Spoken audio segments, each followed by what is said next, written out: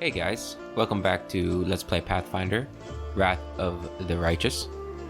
Last time on, we made it out of the maze and fought our way through the Grey Garrison, I think is what it was called, where we found the Wardstone, but unfortunately the Wardstone was in the possession, or at least, I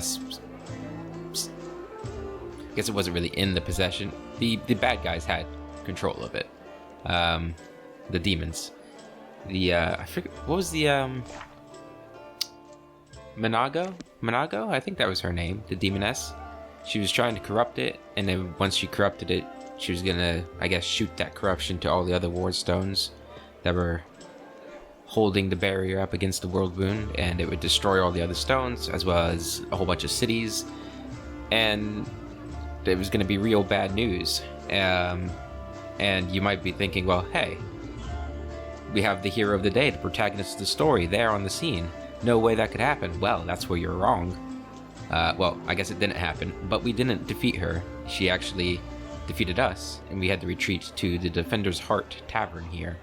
But she has not gone through with the plan yet, or the plan hasn't succeeded yet for her. So we can still stop her. But to do that, we're going to need to find allies in the city, as well as a back door into the garrison, because they fortified defenses. So that's what we're going to be doing in this episode. We're going to be trying to find a way in to the Grey Garrison, as well as finding some allies. Hey, Anevia? Hey, wait. Mind if I bend your ear about something? Anevia is outside your door, leaning casually against a shelf. So, here's the most important thing. Beth gave you a crucial mission. I get that. And I know you'll get the job done. I saw you in action. But here's the rub. By sending you out on an errand, we're weakening our defenses here. If they come at us while you're gone, I don't know if we'll be able to fight them off. Well, I appreciate your confidence in my abilities. I am a level 3 character, so you know, I'm pretty damn strong, but I gotta do it, right? Let's see what we can say. Everything seems clear. Do you want me to stay here? When do you think the demons will attack next? Thank you for the warning. See you later. Do you want me to stay here and guard the tavern then? You what? No! Your task is far too important. You can't just hole up here all cozy-like, waiting for the demons to knock on the door. We need to take the fight to them. But if those freaks try to make a move on this place, Beth will send a runner to get you. If that happens, you get back here, alright? Because if you don't, you'll be coming back to an ash pile. Got it? Understood. When do you think the demons will attack next? Your guess is as good as mine. It might not be here. They could attack the whole damn city. Those vermin know they've lost the upper hand, and that we're going to push back hard. If things kick off here, you should know. After they attack, some things could be changed beyond recognition. So if you got any business that needs taken care of, you better do it soon. Okay, so we're getting a time limit, that's what she's telling us, right? Alright, that seems clear enough. What else do you wish to discuss? So, the rift that damned beetle left with its scythe? Yeah, well, it cut the city into two, and it's kind of difficult to get across. My scouts tell me there's a halfway decent place to get up a crossing in Market Square. Not that any of them tried to make it that far, or tried it to make sure. But if you've got a mind to go across, and I think you're going to have to eventually, you might want to give the square once over. Thank you for the warning. I'll see you later. Later. Watch yourself out there. Will do, Anevia. Will do. Okay, so we got 2 new quest updates, and I think one of these is a new quest.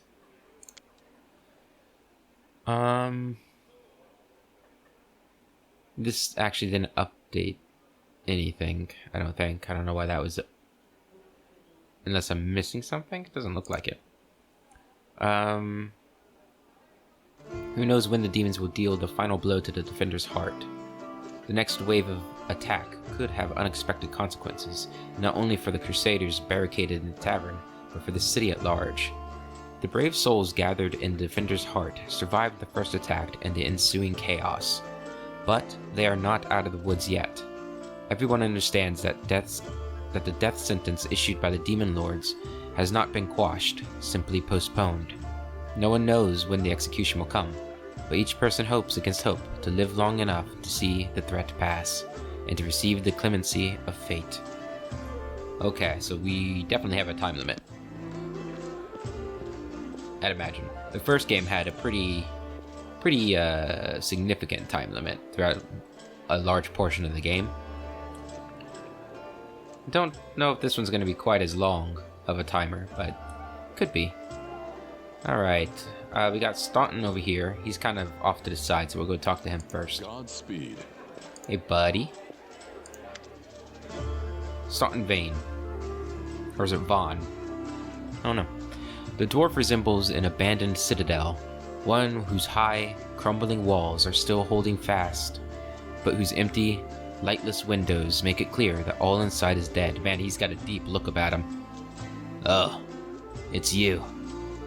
Good work back there in the great garrison. Name's Staunton Vane. If you've heard rumors about me, his face, which looks like it has never known anything as carefree as a smile, grimaces. Just so you know, everything people say about me, it's true. I don't know if I really got his voice right there, but we're gonna go with it. What do people say about you? They say I'm a traitor. As bad as Arulu Vorlash. Or Arelu Vorlash. I've had a few beers. I can't be expected to pronounce names right. Hardly any name arouses so much rage among crusaders as the name Arelu Vorlash, a Sarkorian witch who initiated the opening of the world wound and then made it expand. Okay, so she's pretty important to the lore. I wonder if she's still around. Almost nothing is known about her life before the atrocity, except that Arelu was condemned for using arcane magic, which was persecuted in Sarkoris, and imprisoned in the Tower of Threshold, near the city of Iz. This is where Arelu conducted the ritual that paved the way for the demonic invasion and left her land to be tormented by the demon lord Discari. In some mysterious way, the witch transformed herself, turning from a regular human into a half-demon. Over the following century, Crusaders only encountered Arelu or the results of her experiments a few times, but learned nothing more of Discari's henchwoman. She holds a high position in the ranks of the Army of the Abyss, and holds the title of World Wound Architect.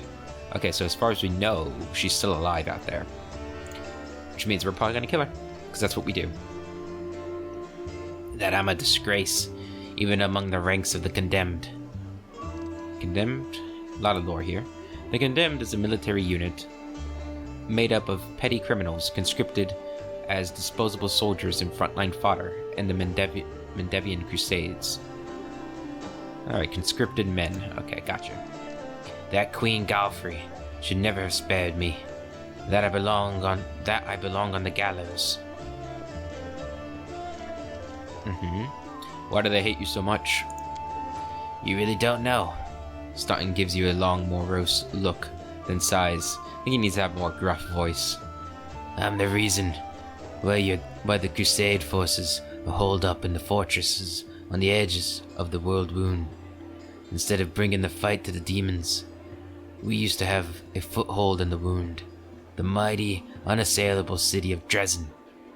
We used to have it until it fell, and all because of my stupidity. I gave the enemy our main citadel. Right, Dresden was the city that, what's-her-face took over, right? Does it mention her?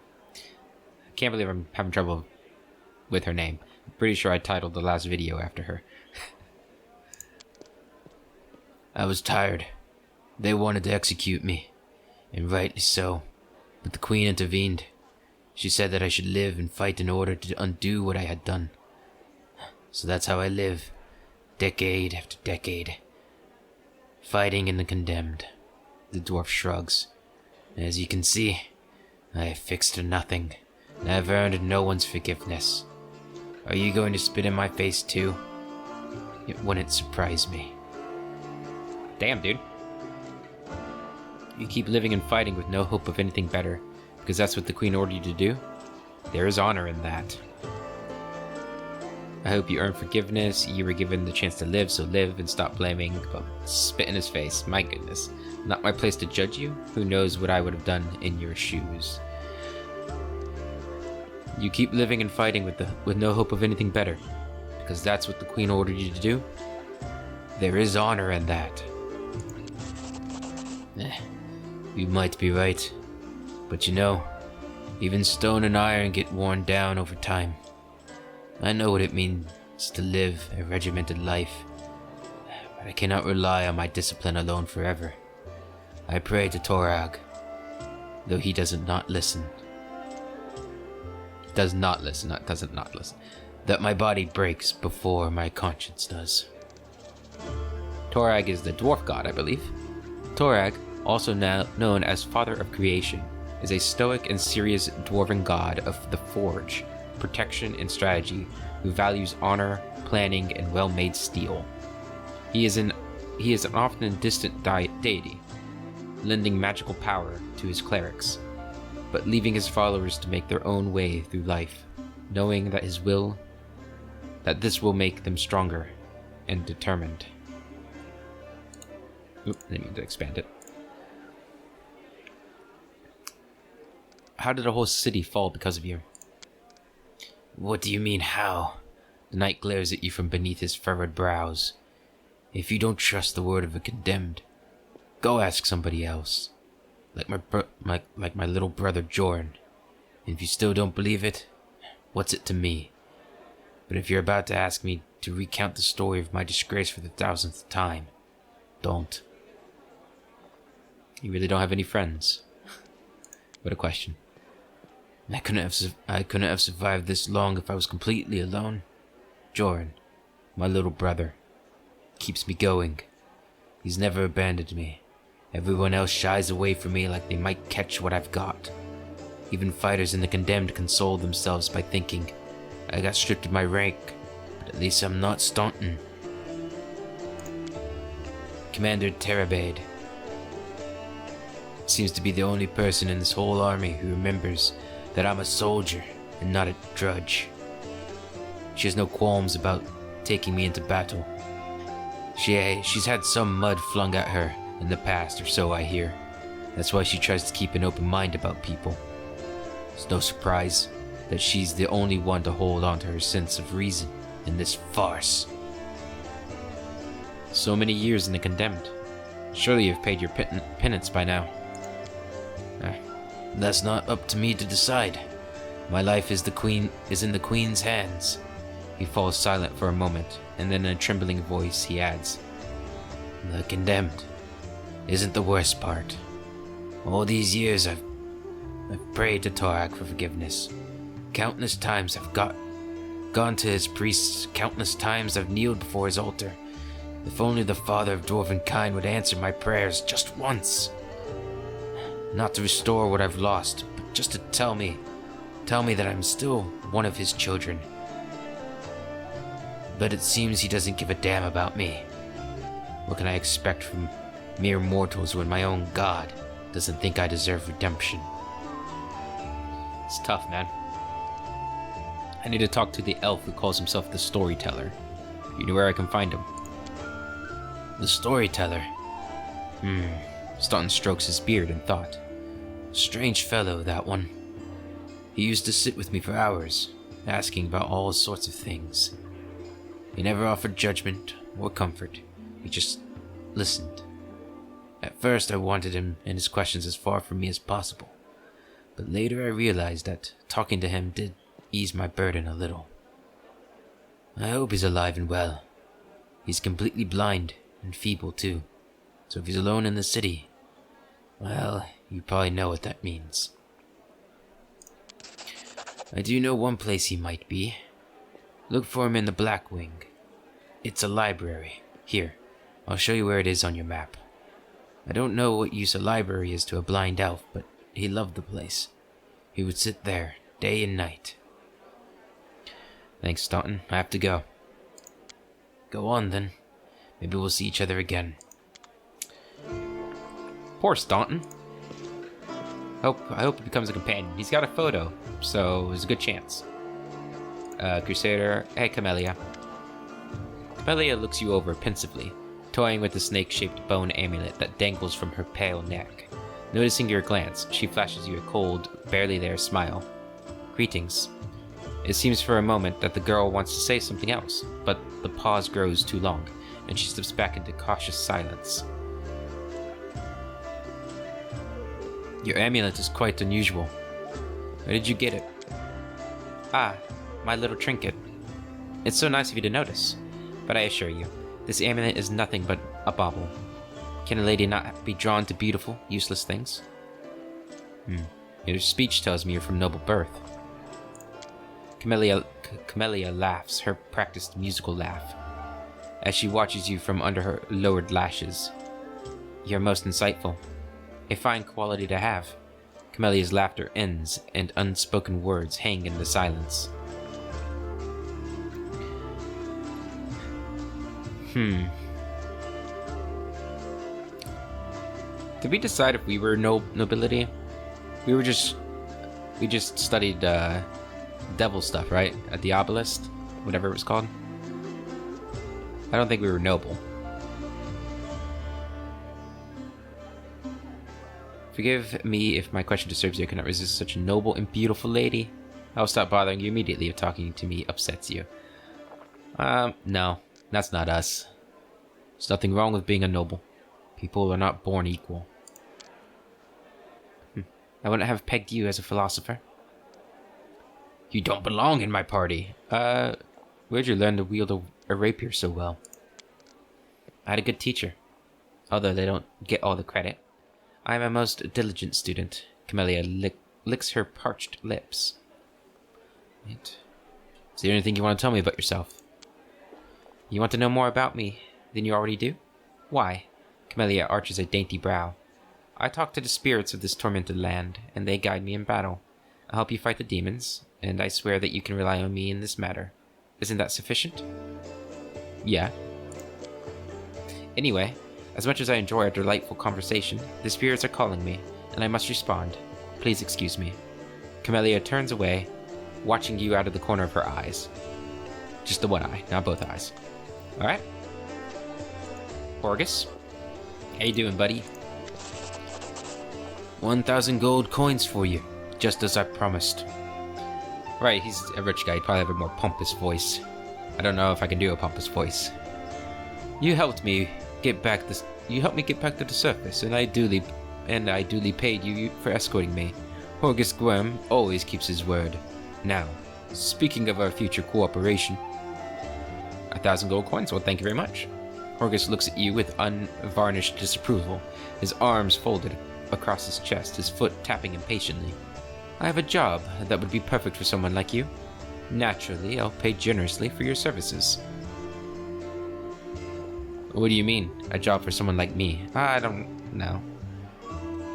What kind of reward are we talking about? 1,000 gold coins, Horgus replies without hesitation. Diplomacy 23. We got a +8 from Sela. I'm glad I don't know where she's at, but she's helping me. Double the reward and I'll think about it. Failed, damn it. Ha! Yeah, right. For that kind of money, I could hire Queen Golfrey herself to guard me. 1,000 is my final offer. What's it involve? You shall be my bodyguard. You see, I have good reason to return to my mansion here in Canabras. I still have... Well, it doesn't matter. It's none of your business. My mansion is a breathtaking building with a large garden and a wealthy part of the city. Even before the demons attacked, every thief and fraudster in the city had tried to get inside, one way or another. I shudder to imagine the state it's in now. I'm sure you do, buddy. I have little hope that my guards will be able to hold the mansion during the attack.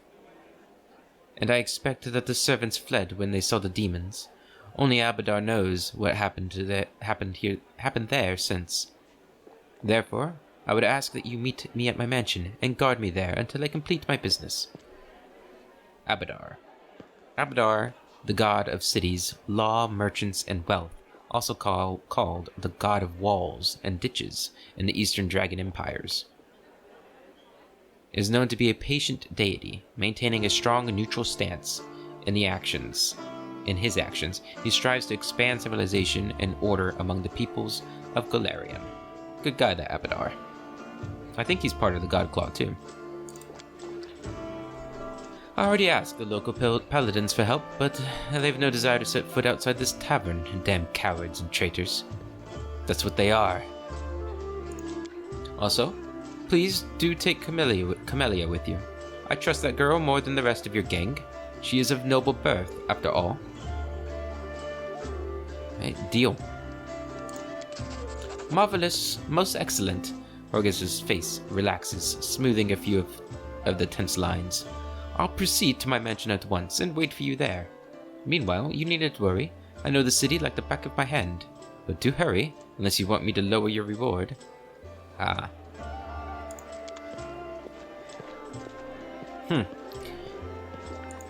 Must be something pretty important for him to potentially risk his life. Anybody back here? A noble survivor. Who's this person? I don't know who that person is. Forn Autumn Haze? Eagle Watch Crusader? Where's Sela at? Is she in here somewhere? This place is bigger than I thought. There's Lan. There's Sela. Yeah, there's a lot of people here. Before we go talk to you, let's talk to Gimel Hawks. A strange figure towers over the bar. A huge, ungainly man with skin so milky white that his blue veins are visible even from a distance. His bald head is equal parts lumpy and pitted, and blood-filled eyes stare impassively out at you from beneath his pale brows. The glass in the albino's large, clumsy hands look dangerously delicate, as if one twitch of those calloused fingers would be enough to crush it. A gold medallion engraved with a tankard gleams around his neck. What it'll be? Who are you? The albino slowly takes your measure with his red eyes, and finally, with a gentle sigh, says, Gimel Hawks, vampire. You're really a vampire. Gimel gives you a long look of reproach, and then grudgingly answers, No. Funny. He's a funny guy. How'd you end up in the Crusader City? How did anyone end up here? How did you? Or them? With a huge hand, the tavern keeper gestures at the ragtag group assembled in the room. The world is big, but still there isn't a place for everyone. People who no longer have a life anywhere else, they end up here. Law religion check passed. The medallion you're wearing, that's a sacred symbol, isn't it? Are you a cleric of Caden Kalian? I'm a tavern keeper. Best in the city. The best there's ever been. And I pray to the best god there is. Yeah, that god, Kaladin, is that how I said it? Whatever his name was, that god. He is, I believe he was a mortal who got dared, took a drunken dare to like touch some, I think it's like a star stone or something like that. And apparently it's so nobody's ever done it before, it's super dangerous, one of those two things. And he managed to do it, and it granted him godhood. I probably butchered that story, but it's a really cool story. We might see it in this game. Any news in the city? The albino looks around. There are demons everywhere. And you showed up. I see. Any places in the city worth visiting? Man, I have no... If you mean places that normal people usually stay well away from, then there are plenty. Like the Pitaxian wine cellar. Gimel pauses for effect. Like the name of the place alone should make you quiver in fear. It once belonged to a Pitaxian trading house. The king, then King Eraveti, came to power in Pitax, and property started changing hands. Soon after, the seller's shop assistant was found in a ditch. Not all of him, mind, just his head. Numerian gangsters had taken possession of the place. They wanted to sell something stronger than wine on the street, and they ended up on the gallows. Then King Aravetti's number was up, so now the store stands empty and unclaimed. People say that a headless ghost wanders the place at night, moaning ghoulishly. Ooh.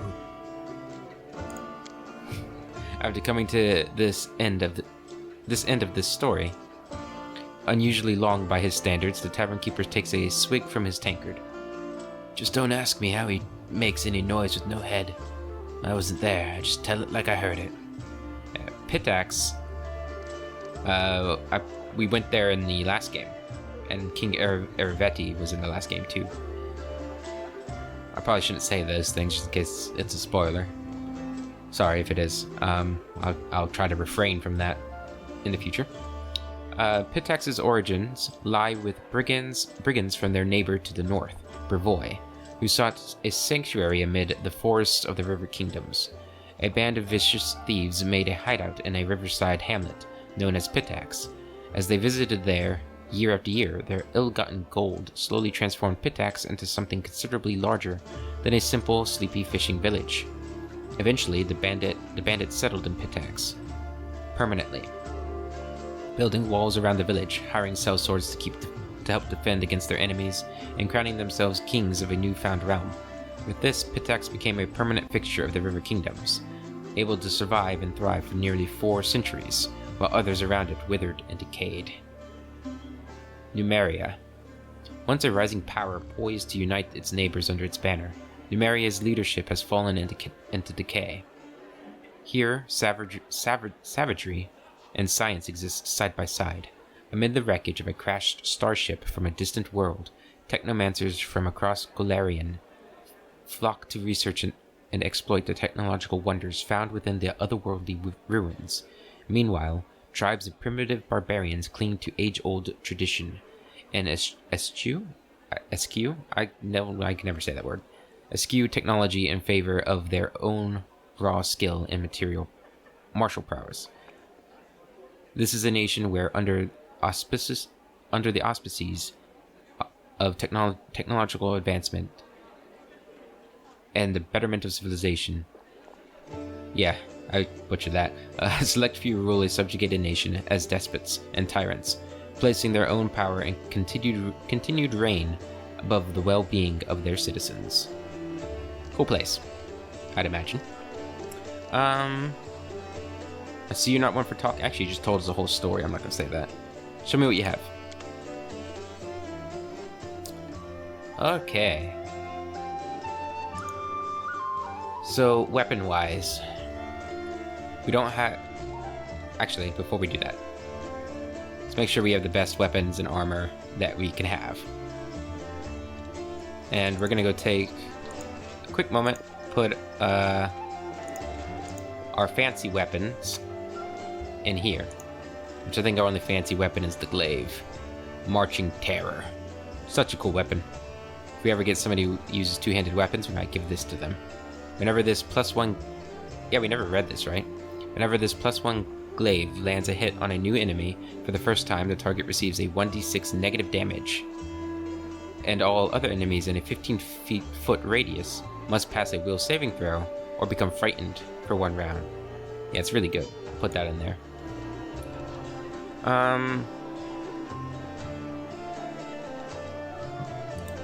Let's take these, see what they do. And we don't have anything else we want to put in there. Nothing else we want to put in there. What do these do? Free Dancer's Boots. These boots grant their wearer a +2 competence bonus on saving throws against movement impairing conditions. And this amulet grants its wearer a +2 competence bonus on persuasion skill checks. That's really good.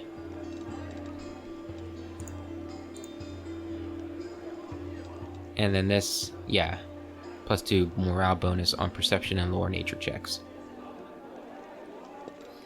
Do we want to use DLC's things? I don't know if those are too strong or not. I'm gonna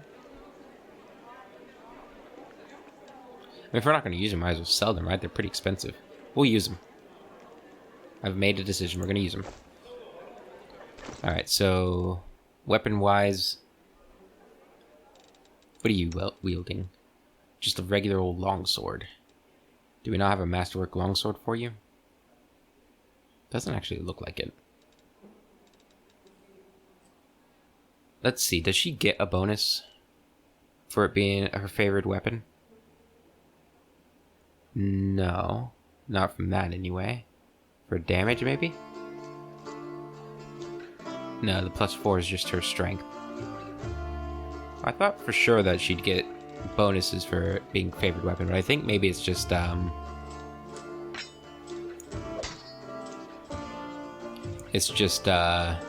she gets proficiency in it. Maybe she should use that. 1d8 +4 and a +8 to attack.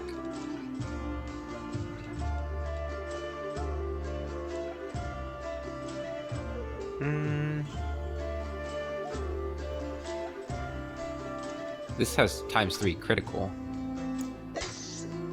Doesn't suit me. Oh, she can't wield it. Never mind. The scimitar, no. Quarterstaff, no. Warhammer, no. Okay, yeah, we'll leave her with that. At least until we get a masterwork longsword. And we don't have any armor. We have this stuff. Movement impairing effects. Just gonna give both of these to me. Looking nice. There we go. Is that?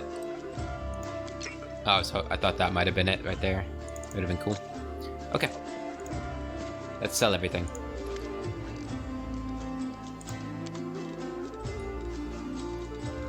Okay, so it was pointed out to me that I can use this to bulk sell. All that's all the junk, right? This is how it was in the last game too, I believe. I just didn't remember it. And we do that, and that'll get rid of all the weapons that aren't masterwork. Okay, do we want to keep all the masterwork stuff? We definitely don't need to keep multiples of them, right? I would say no, we don't. We'll keep one of each, though, just in case we get a companion that needs one. And we want to keep all the materials. We want to keep all of those and all of that. Yep, okay, deal. And you have on you a whole lot of healing potions. Kind of feel like I want to buy them all. Ooh, big healing potions. These healing potions do 2d8. Yeah, 2d8 +1 per caster level, maximum +10. How much are those? This is 300 gold, my goodness. Got some Cure Serious Wound ones. Gloves of the Neophyte.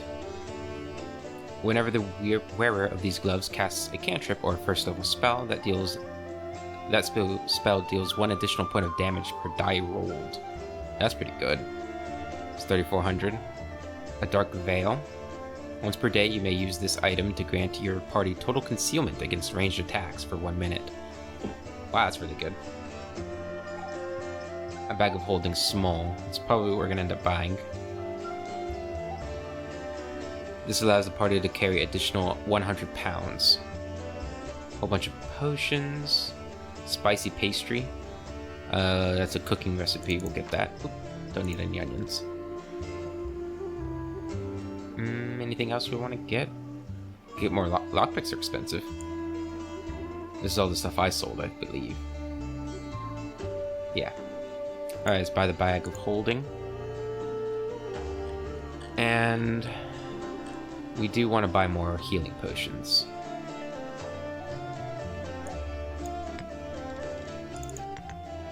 We want to buy 10 of them? That'll be 500 gold, right? Yeah, we'll buy 10. That should be good for now. We don't have to equip the Bag of Holding, right?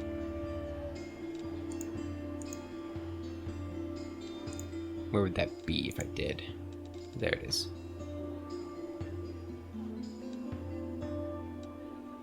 Whatever, fork. And honey? Tome. We read this, right? Yeah, we did. I'm sure we did. Soft cheese.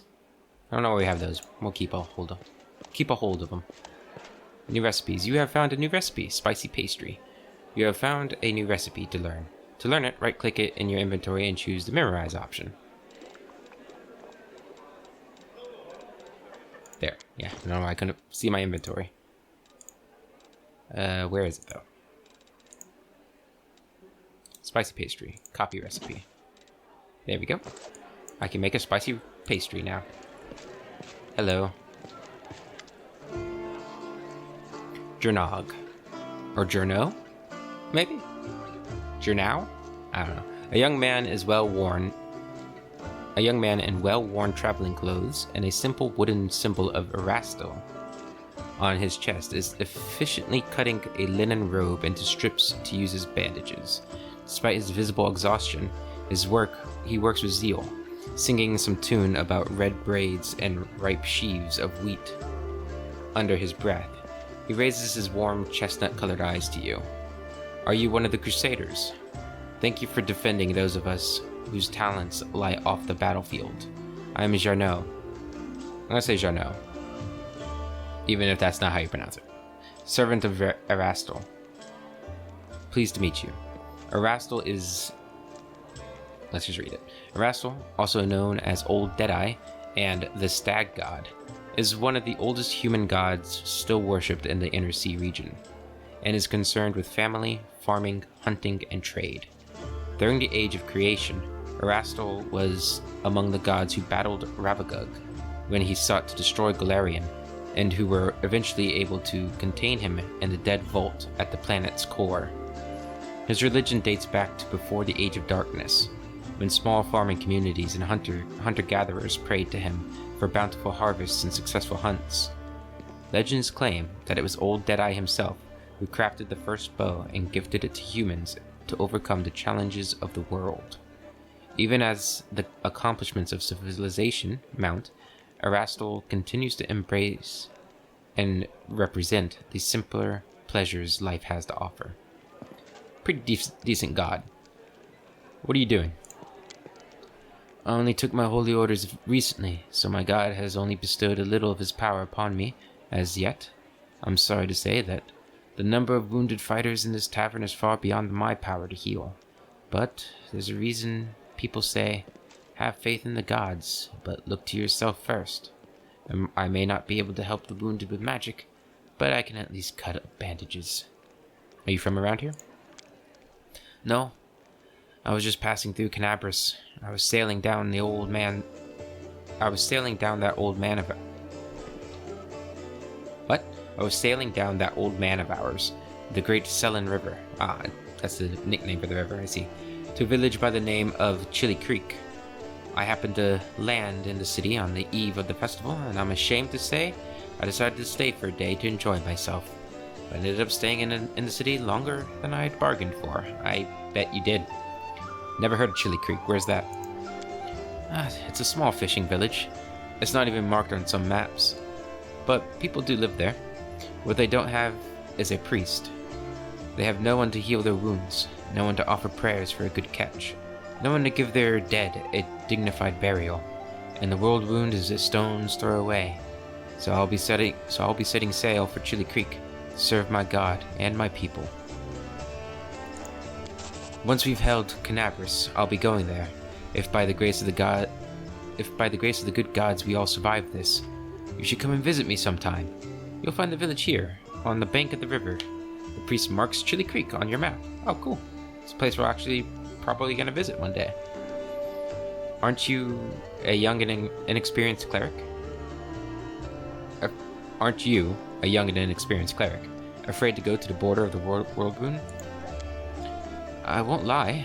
I am afraid, but what can I do? Those villagers are simple people, like you and me. Every day of their short lives is spent doing hard, honest work. That's exactly the kind of life I want. Something simple, meaningful. If I had centuries ahead of me, like elves and some other races do, I might have spared some 50 years or so to travel around the world, the young man says with a smile. Or maybe even 100. Why not?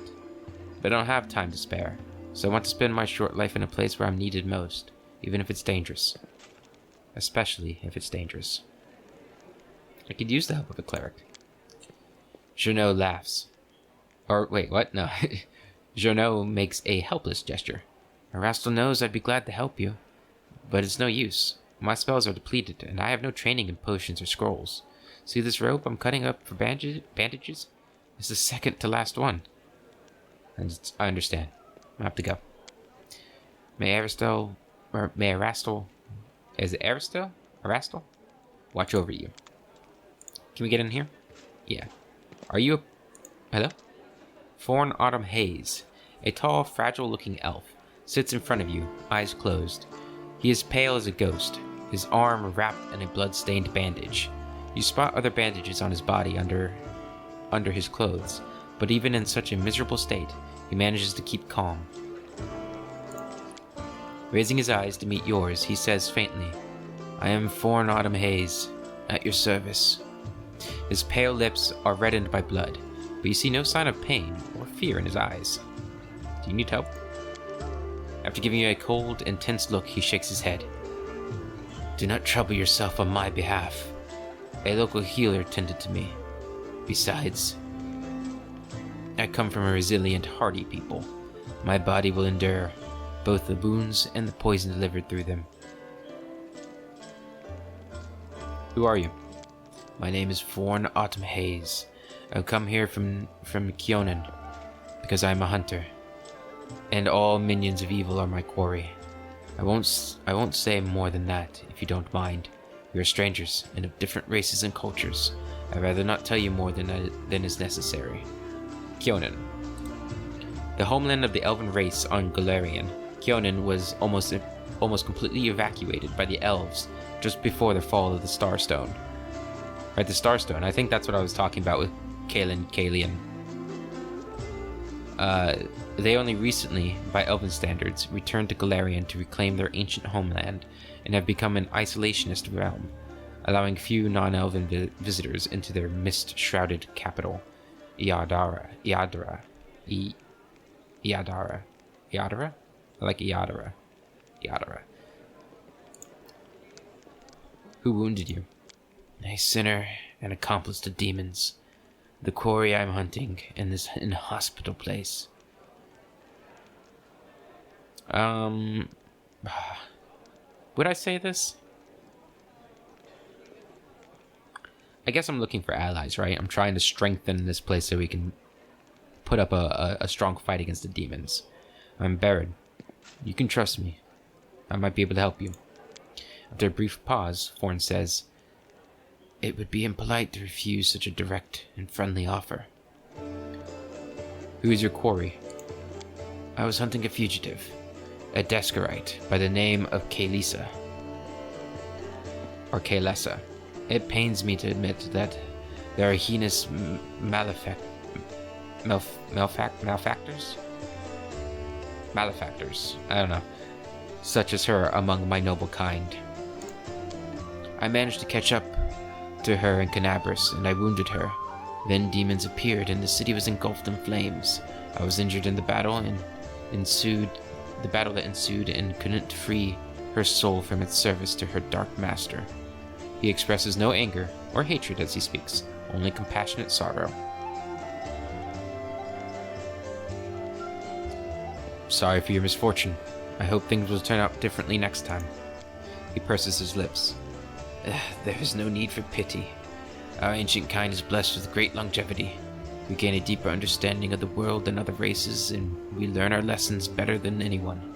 That goes for learning from our mistakes as well. I survived, which means I will be more prepared when we next meet. Can I aid you? Forn covers his eyes wearily. I thank you, but this is my mission, and I'm used to facing all manner of terrors on my own. I do appreciate your willingness to help. If you happen to meet Kaelessa, take caution. She has turned many innocent souls to the path of evil, and darkness has rewarded her with many gifts. Her appearance alone will tell you that. is warped. The agate skin, the malicious stare of her blood-red eyes, the bestial teeth. She's more monster than elf. She's more monster than elf at this point. We have to roll a 19. Damn. Her skin is dark. Her hair preternaturally white. Her red eyes can see perfectly in the dark, which, to my dismay, I've come to know from experience. But bright light causes her pain. I used an alchemical powder that explodes in a dazzling flash, and she cried out as if I had stabbed her. It's clear that this woman is a faithful servant of darkness. The marks that Kalesa's masters have left on her appearance say as much. I have to go. Good fortune to you. She might be a drow. By the description. In fact, the description was that of a drow, I'm pretty sure. But our character doesn't know about him. Oh, and Nevia moved over here. There's a couple people over here we can go talk to. This whole episode is going to be talking. Hey, Lan. Lan greets you with a nod. Hey, for a chat. I've been waiting for you to come and see what strange beast you've taken into your... Wait, I've been waiting for you to come and see what strange beast you've taken into your party. Oh, he's talking about himself.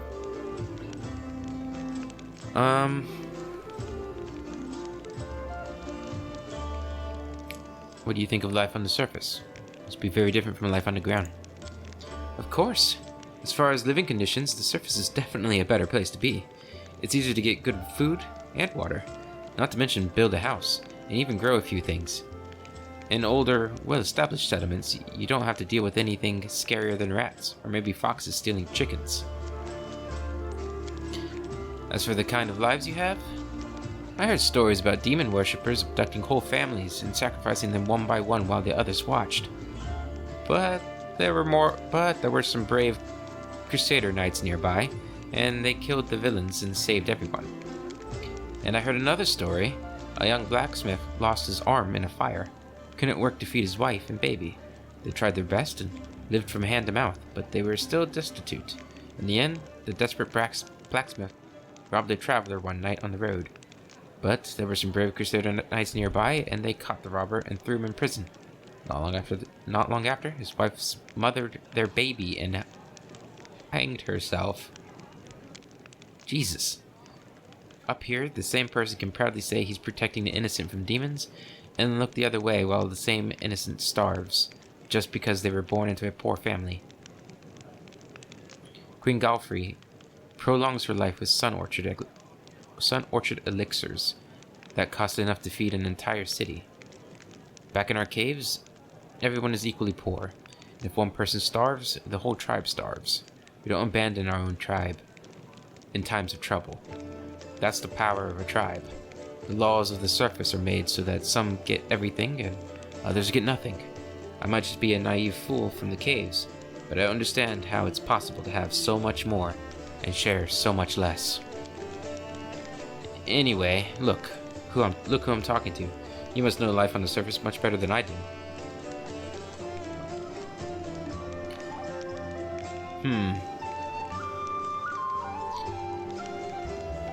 I'd never leave a needy person in trouble.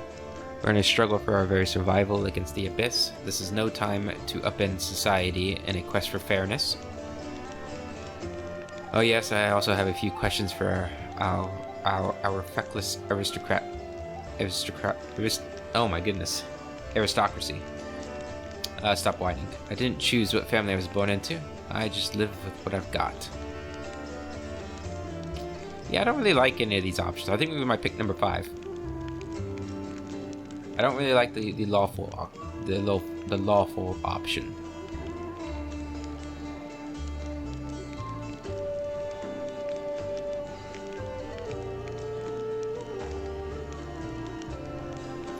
I didn't choose what family I was born into. I just live what I've got.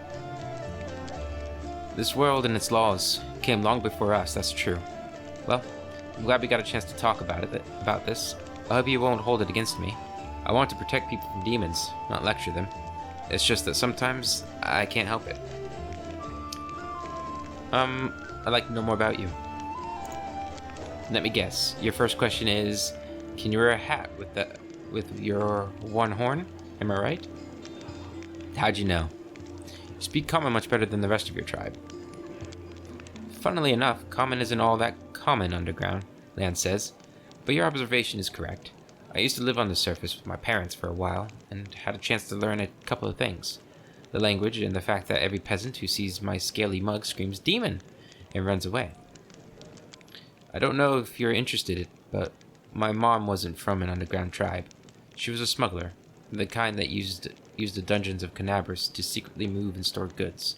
One time, two gangs couldn't agree on how to share a prime cut, got into a fight, and the winners threw the losers down a hole, dead and living alike. My dad went to check if the corpses has anything useful on them, and he found a girl from the surface, barely clinging to life. An incredible feeling sparked between them. Or maybe the girl just liked men with scales and a cat nose. That might be it. One way or another, he got her back on her feet, and he later even left his home caves.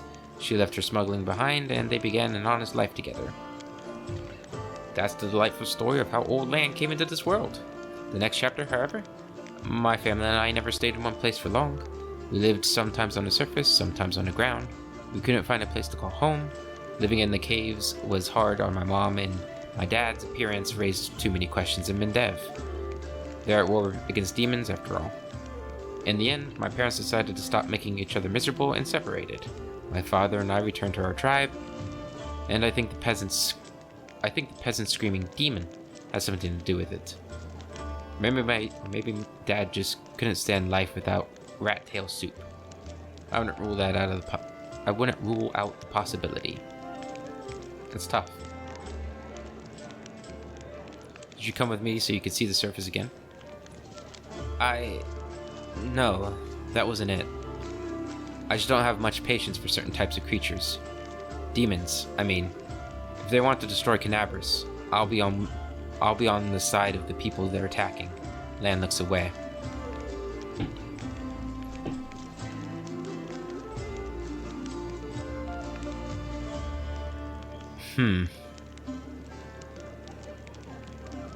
Well, it's not number 3. Because that's the entire reason why I came here. So, it's not number 3. I don't like it when my subordinates hide things from me. I could see him saying that. Lan, you're my companion, and companions should trust each other. I'm counting on you to give me honest answers, not excuses. I think he'd probably go with 1, though. I know we're going to be charting towards lawful good at this rate, though. Number 1. Lan looks ashamed. I guess you're right. I shouldn't have been so evasive. It's just that some things are hard to talk about. My family, for example. My birth, hell take me, turned out to be a great misfortune for my parents, all because I'm relatively healthy. I'm the best thing that can come from a marriage between a cave-dwelling mongrel and anyone from the surface. A healthy child with the right number of hands and feet, no apparent defects, no missing organs or other problems. They saw hope in me, so risked having more children. They thought it would somehow be all right. A growl edges into Lan's voice. I could have had 4 brothers. The first was born 2 years after me and died 3 years later. He didn't have a nose, nothing even remotely resembling one. He could only breathe through his mouth. Mom and Dad were afraid to take their eyes off him, for fear he'd choke and suffocate on something. But in the end, it was his weak heart that killed him. Then there was another pregnancy and birth. I pretended I was sleeping, but snuck out of my bedroom and listened under the door. All those hours, it was very strange, but I never heard the newborn screaming. Mom moaning, yes. The priests praying. Then I dared to open the door a little and looked inside. The priest stood up there, very pale. One of them was holding something, a small object that fit in his palm. He asked, "Do you know what this is?" And the other said, "I think it's a head." Lan stops. Jesus. Oh man.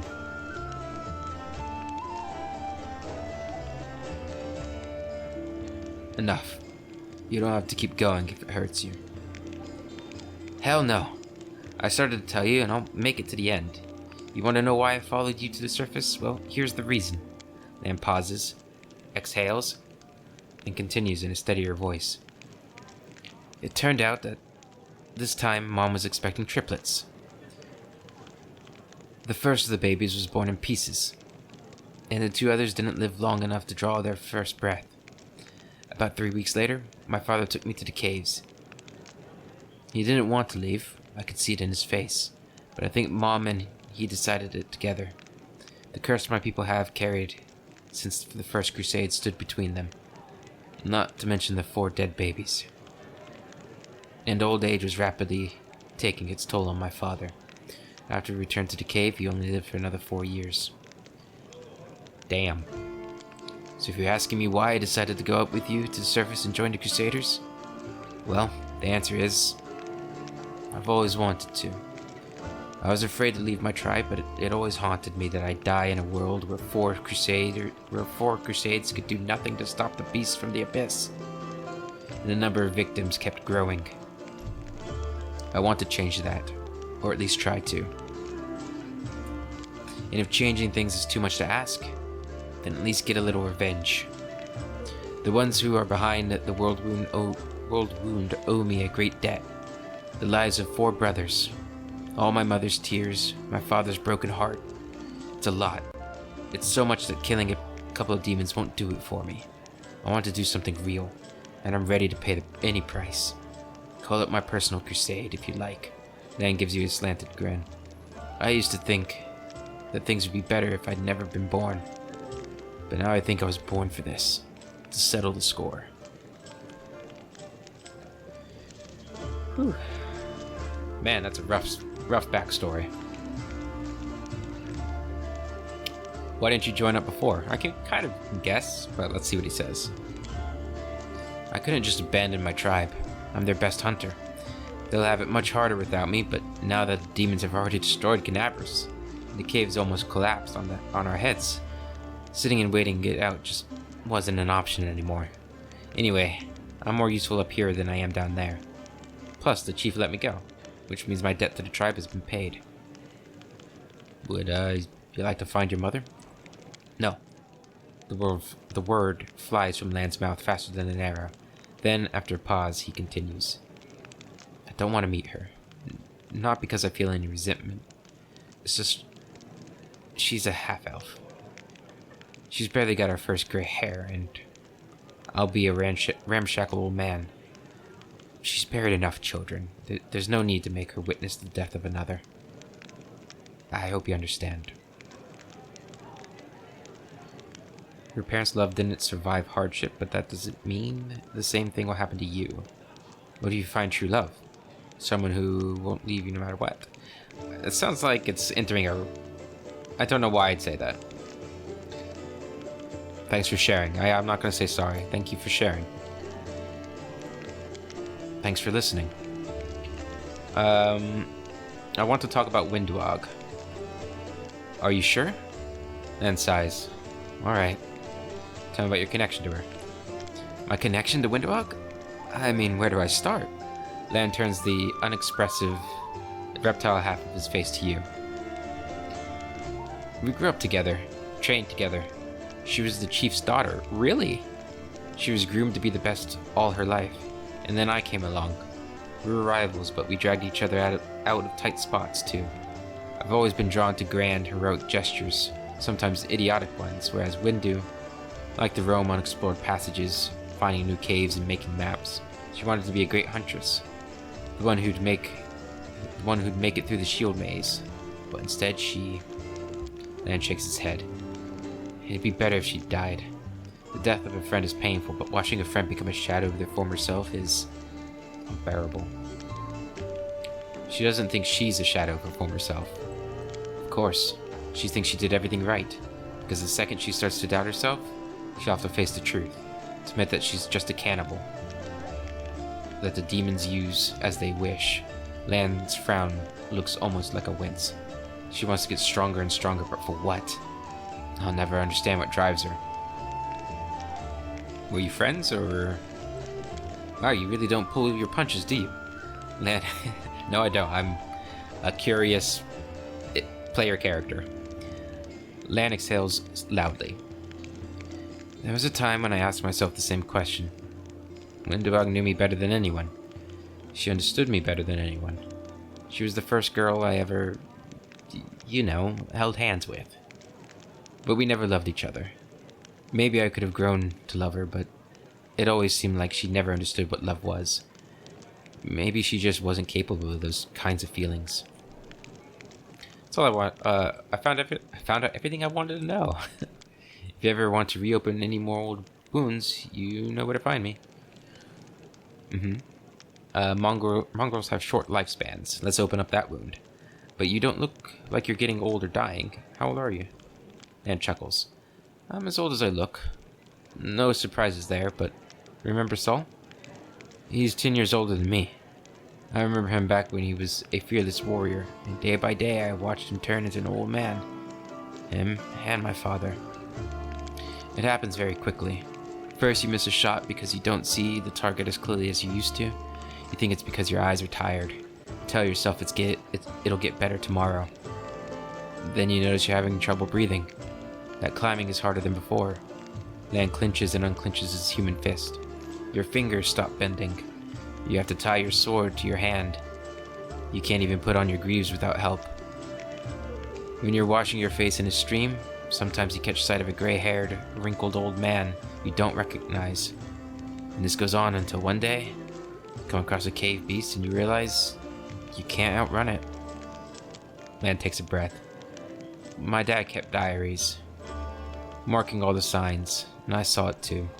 The last year, I had to help him get out of bed, help him dress, remind him to eat. Sometimes he forgot my name.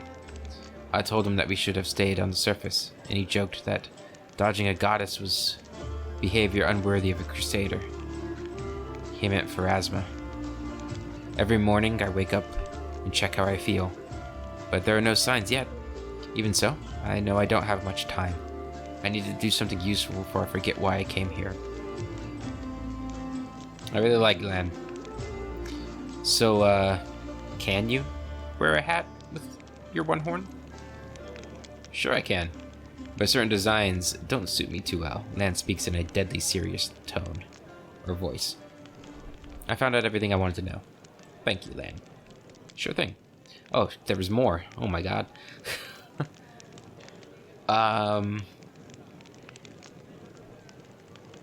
Okay, let's keep it going. Let's at least finish his dialogue before we end the episode. Tell me more about your people. Of course. What would you like to know? Okay, so there's a lot to ask him. Let's go ahead and keep going. What's it like living in your caves? Oh, Lan gives you a broad smile. His smile is strange, as if it falters when his human features meet his animal ones. Imagine that in the entire world, there's only a few hundred like you.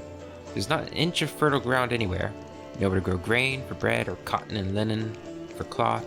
Your neighbors are beasts who want to eat you, or parasites who want to infect you with their larvae, and then eat you. And it's not that bad, because you can try to eat most of the things that are trying to eat you. Sometimes at the risk of getting poisoned, sometimes with almost no risk at all. In the worst years, there's not a single living thing anywhere to be found, predator or prey. That's when you eat mushroom soup. I'd say 3 times a day. But there was barely enough for once every 3 days. Lan shrugs. But life underground has its upsides, pun intended. There's no risk of losing the roof over your head. There's no bad weather. Not counting the earthquakes, of course. Are you really descendants of the first Crusaders? More like demon spawn, aren't we? Sad, but true. Without the demons, there would be no mongrels. It's the magic of the world wound that affected our ancestors and made their children the way we are. Like most in our tribe, Chief Sol fancies himself a descendant of the Underground Crusaders, the ones our heroic ancestors left to guard the caves. I don't know if it's true or not. That angel came to our cave for a reason. Maybe he remembered us? Sol is the ruler of Neophyte village and chief of the Mongol Tribes that lives in the caves beneath Knabras. Also the father of Winduag, apparently. Unless that was the previous chief, which could be. Those were evil and dangerous times for the First Crusade. Hundreds of crusaders began having children, and the babies were born with fangs and horns and warts that covered half their face. People didn't like the new look. The Inquisitors sure didn't. So our ancestors fled persecution and made a home for themselves down there, under the ground. They probably intended to find a cure for their children and hoped to return in time, but it never happened. Instead, the world wound's terrible legacy was passed down from generation to generation. Mongol parents can only guess what their children will look like. Each of us is born with a new mutation. Many mutations are fatal. Land stops, then goes on quietly. Down in the caves, we usually don't congratulate the family for the birth of a child until they turn at least 3. Most don't even get a name before that. There's no point. Hasn't been that long since the First Crusade. Why do you know so little about your ancestors? It's because our lives are so much shorter than most uplanders. Up here, only a few generations passed, and many still live who remember old Sarkoris as it stood untouched by the demons. Queen Galfrey, or Galfrey for example. But where we live, mongrels start getting old much earlier than humans, much faster, and with more devastating consequences. Few of us live past 40. Fewer still live long enough to die of old age. Hunger, disease, and monsters from the deep are more effective killers than time. So for us, the story of the First Crusade is a legend that happened generations ago. There are no living witnesses. We have a tale of the wise and great ancestors who left us to stand guard in the catacombs. But in reality, I suspect that they were desperate wretches who couldn't figure out how to dispel the demonic plague, and who were abandoned by their own kind. You ever wait to tell day and night down there? Every Mongol settlement has a big gong, which we treat as a relic. The gong keeper hits it twice a day to mark the beginning and end. But this custom doesn't keep time very precisely. Every Mongol child has snuck up to the gong to strike it at the wrong time, at least once. Just out of pure mischief. Nothing could keep me away from it. Not even the fact that I only have one ear, which means it would take double the punishment once I was caught. So, sometimes the wrong strikes get mixed in with the right ones, and the tribe can find itself jumping up to greet the morning in the middle of the night. The Mongol tribes fight? There were some skirmishes, and I've been forced to kill my kinsfolk before, too, Lan speaks in a steady voice. Fights most often break out over food. We have laws in our caves, written and unwritten rules that we follow. We respect one another's rights to live, but hunger, it can push a person over the edge. I've never, you can count on that, stolen someone else's kill. But I can understand those of my kin who tried. To hear your kids begging for food and not be able to feed them is terrifying. He frowns and goes silent. You're the only member of the Neophyte tribe to call your people mongrels. Why is that? Because all of Galarian calls us that? I don't see the point of all this hemming and hawing over what we're called. Anyone who finds it offensive or takes issue with it can lead the charge against the name. No one's stopping them. But personally, I'm not going to pick a fight over something as unimportant as a name. Thanks. You said you were prepared to risk your life to do something meaningful. What exactly did you mean? To invent a new salad and have it named after me, Lan remarked grimly. Then he sighs. Truth be told, I don't know. It would be much easier if all I really wanted was to kill demons, then a few more demons, and then more demons after that. Good honest rage and no needless brooding. I think I actually envy the warriors who can live like that. But I can't. If life taught me anything, it's that there are no easy choices. Dying a glorious death isn't enough. Some heroes of the Crusade did that and also saved entire settlements, erected the ward stones. Their actions kept the land of Mendev safe for decades. That's what I want. For my dumb, short life to have meant something. Mendevian Crusades. In 4433, Eredin defeated a cult dedicated to the demon lord Discari, making the north of Aveston safe from demonic influence. However, this protection ended with Eredin's death in 4606. The same year, the world wound was opened by the witch Arilu Vorlish, working in conjunction with her demonic patron Discari. Demons poured out and overran the barbarian nation of Sarkoris. The world wound was not large at first, but soon it abruptly expanded. As it kept growing, it came to be seen as a threat to the entire world. The remaining clerics of Eredin and the clerics of his follower Iomade took it upon themselves to defeat the demons and seal the world wound. Answering their calls, thousands of pilgrim crusaders flooded up the river road and into Mendev, the nearest neighboring kingdom of former Sarkoris. Thus, the Mendevian Crusades were born. You think I have an exaggerated opinion of myself? Some scaly freak crawls out of the caves and wants to take control of the wardstones and flaunt Iomede's banner? Any fool can charge at the front lines of the demonic armies and die there. But what good would that do? I want something meaningful, you know? Even if I have to pay the highest price. Especially if I have to pay it. There are plenty of worthier people who need to survive this war and tell everyone else what nutcases we were. Thanks for all your help. Help? Answers. So long, Lan. Okay. So that's gonna be the end of this episode, guys. I hope you enjoyed it. I know it was a lot of talking. In fact, it was all talking. Getting to know our companions. We still got Sela to learn about. But after that, which we'll do first part of the next episode, we'll be heading out and taking back Canabris.